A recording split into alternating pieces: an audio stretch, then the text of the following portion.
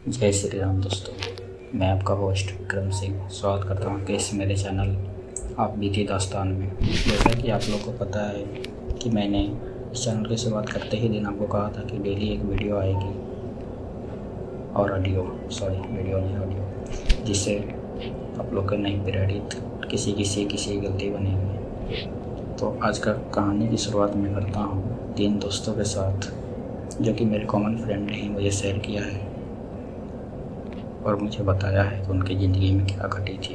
ये बहुत दिन पहले की बात है, 10-15 साल पहले की है, 2010 के आसपास की। तो उन तीनों दोस्तों में का मैं नाम बता देता हूँ, सुनील, जॉन और विक्रम।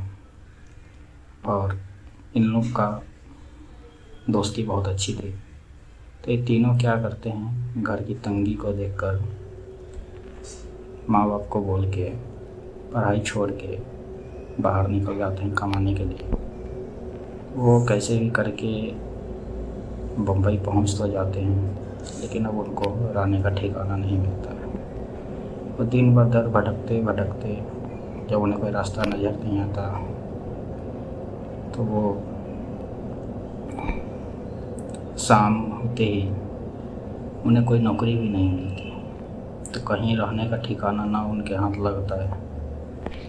तो तीनों मायूस होकर एक छोटे से होटल में खाना खाते हैं। दरअसल उनके पास कोई खास पैसे भी नहीं होते, वह तो सिर्फ अपनी 1-2 दिन की व्यवस्था बनाकर निकले थे। उन्हें लगा था कि आते ही उनके साथ कोई चमत्कार होगा और उनको नौकरी मिल जाएगी। तीनों एक बिल्डिंग के पास पहुंच जाते हैं। कुछ देर बाद सभी बिल्डिंग के गेट के पास बैठ जाते हैं। 1-2 घंटे बैठने के बाद तभी बिल्डिंग का एक चौकीदार उन्हें नज़र आता है। वो ज़ोर से आवाज़ में उन्हें डांटते हुए कहता है कि कौन हो तुम लोग, यहाँ क्यों बैठे हो। इसी बात को सुनकर तीनों घबरा जाते हैं।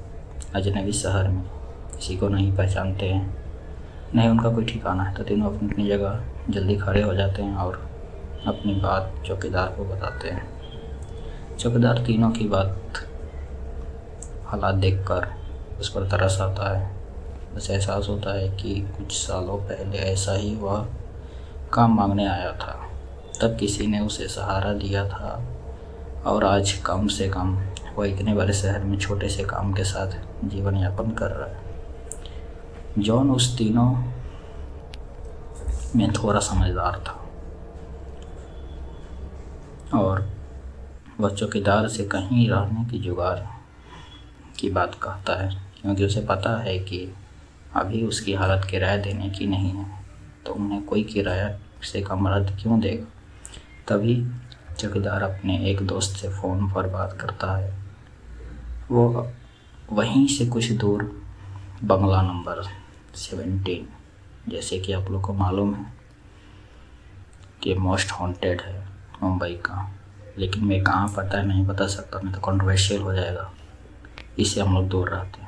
तो मैं कहानी पे आता हूँ। बंगला नंबर 17 में साफ़ सफाई का काम करता है। चौकीदार ने अपने दोस्त को सारी बात बताई। तभी उसका दोस्त कहता है कि मेरे साहब तो मेरे परिवार के साथ 2 महीने के लिए बाहर गए, अपने परिवार के साथ बाहर गए, तब तक मैं रहने का इंतज़ाम कर सकता हूँ। यह बात सुनकर तीनों दोस्त बहुत खुश हो जाते हैं और वह जल्दी से चौकीदार से कहते हैं कि आप हमें बता दीजिए हम उसके पास कैसे पहुंच सकते हैं।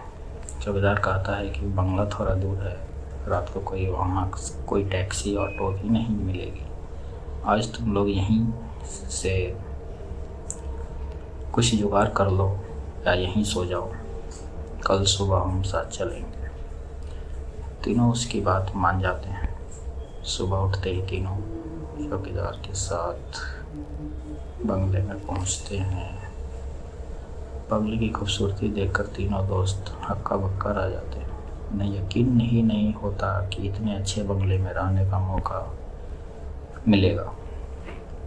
बंगले का नौकर तीनों दोस्तों को गेस्ट रूम में ले जाता है। तीनों दोस्त रूम पहुंचकर रात की समझ लेते हैं।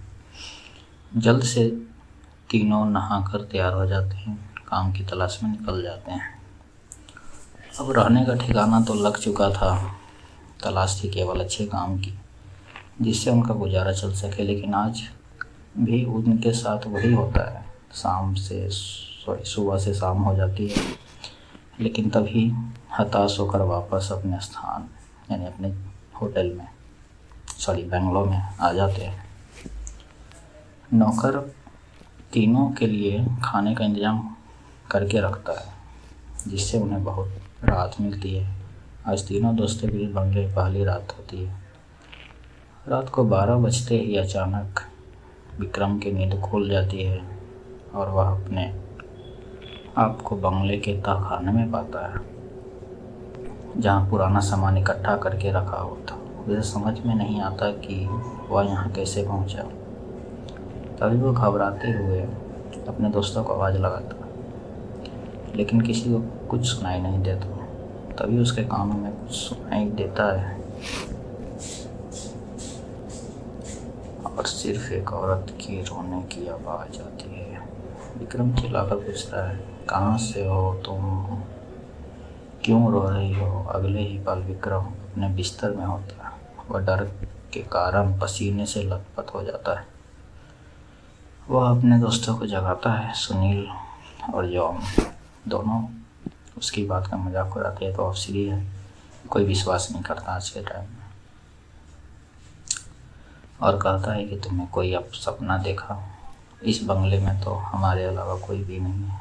और विक्रम भी अपने दोस्तों की बात का यकीन करके इस घटना का बूढ़ा सपना समझकर नज़रअंदाज करके सो जाता है। सुबह उठते ही तीनों दोस्त फिर से तैयार होकर काम ढूंढने निकल पड़ते हैं। लेकिन जैसे ही वह बंगले के गेट से बाहर निकलते हैं, अचानक कोई औरत आकर विक्रम को चिट्ठी देते हुए कहती है कि तुम्हारे इस पते पर जाओ, काम मिल जाएगा। और औरत अचानक भागते हुए दूर चली जाती है। तीनों दोस्त सोच पड़े कि हमें काम की ज़रूरत है, इस औरत को कैसे पता? लेकिन तीनों को काम की ज़रूरत होती है। उन्हें लगता है कि भगवान ने हमारी मदद की है। तीनों उसी दिशा में आगे निकल जाते हैं जहाँ उस औरत ने उसको दिया था, उस पर लिखा हुआ था एड्रेस। वहाँ जाते हैं। वहाँ पहुँचते ही बहुत बड़ी बिल्डिंग दिखाई देती है। दरअसल यह एक बहुत बड़ी कंपनी होती है और तीनों कंपनी के गेट पर पहुँचते हैं और वहाँ सिक्योरिटी गार्ड को चिट्ठी दिखाते हैं। सिक्योरिटी गार्ड चिट्ठी नियुक्त विभाग को पास भेज देता है। जैसे ही प्रबंधक को चिट्ठी मिलती है, उसमें उसके मालिक का हस्ताक्षर होता है। वह उन तीनों से पूछता है कि आप हमारे मालिक को कैसे जानते हैं? तभी विक्रम जवाब देते हुए कहता है, मैं तुम्हारे बॉस का दोस्त हूँ। अब प्रबंधक के पास इनको काम न देने के अलावा कोई विकल्प नहीं होता। इस कंपनी के मालिक का हस्ताक्षर जो उस चिट्ठी पर मौजूद था, कंपनी के मालिक 7 दिनों की ट्रिप पर विदेश की कंपनियों के दौर में थे और उस बीच उनसे कोई संपर्क नहीं था। इसलिए प्रबंधक ने उन तीनों को काम पर रख लिया और अपने साथ उन्हें काम की जगह दिखाने ले गया।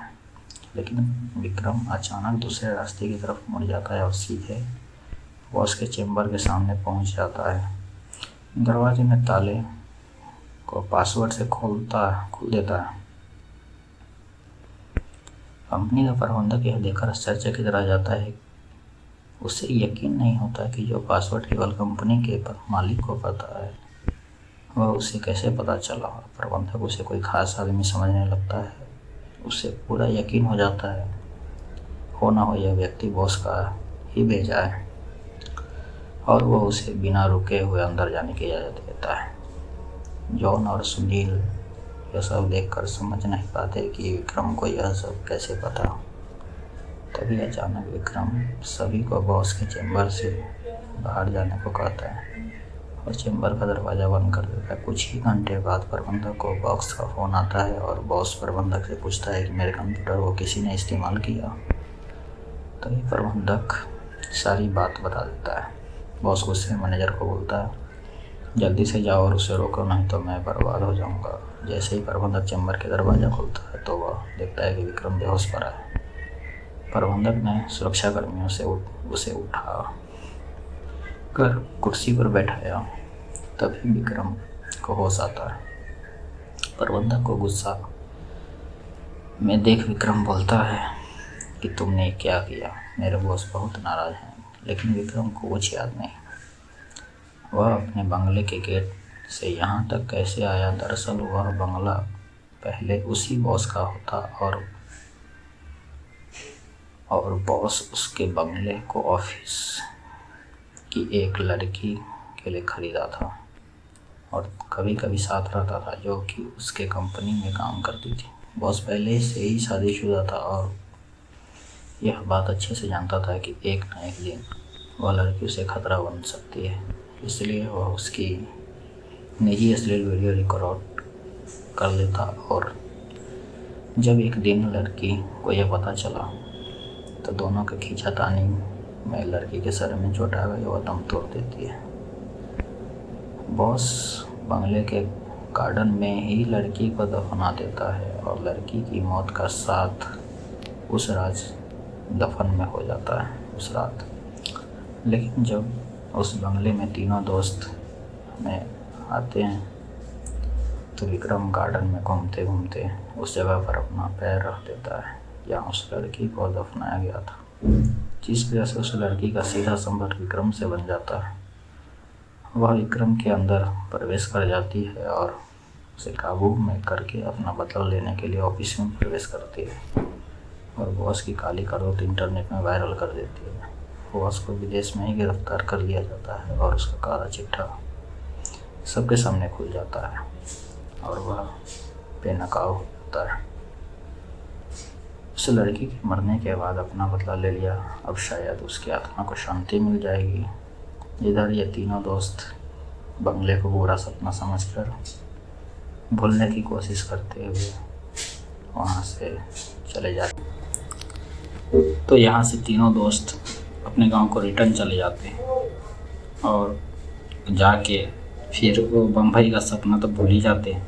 फिर गांव में छोटा मोटा कुछ काम जो मिलता है करते हैं और ज़िंदगी गुजरी करते हैं और अपने माँ बाप के साथ रहते हैं। तो इस कहानी से हमें ये सीख मिलती है कि जल्दबाजी में उठाया हुआ कदम हमेशा गलत ही होता है, सही नहीं होता। इसीलिए कभी भी कुछ कदम उठाने से पहले या कुछ भी काम करने से पहले सोच लीजिए, समझ लीजिए, बड़ों से कुछ सिफारिश कर लीजिए तो सही रहता है। तो मैं आपका होस्ट विक्रम सिंह आज तक के लिए यहीं तक साइनिंग ऑफ।